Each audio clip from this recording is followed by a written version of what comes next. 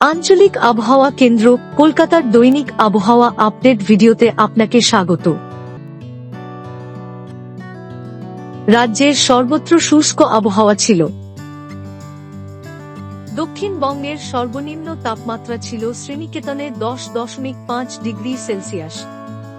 উত্তরবঙ্গের সমতল অঞ্চলে আলিপুরদুয়ারে সর্বনিম্ন তাপমাত্রা ছিল 12 ডিগ্রি সেলসিয়াস।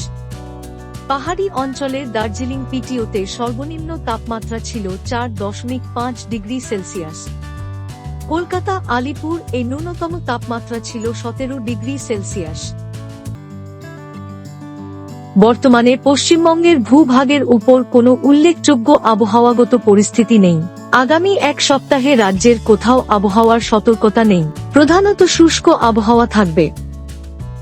উত্তরবঙ্গের ক্ষেত্রে আগামী 7 দিনে তাপমাত্রায় উল্লেখযোগ্য পরিবর্তনের সম্ভাবনা নেই। দক্ষিণবঙ্গের ক্ষেত্রে আগামী 2 দিনে কিছু স্থানে তাপমাত্রা প্রায় 2 ডিগ্রি সেলসিয়াস হ্রাস পেতে পারে এবং এর পরবর্তী 5 দিনে তাপমাত্রায় উল্লেখযোগ্য পরিবর্তনের সম্ভাবনা নেই।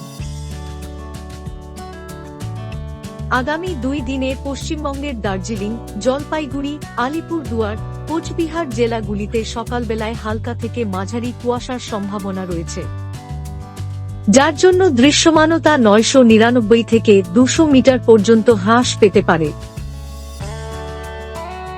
আবহাওয়া সম্পর্কিত আরও আপডেটের জন্য আমাদের অফিসিয়াল ওয়েবসাইটটি অনুসরণ করুন।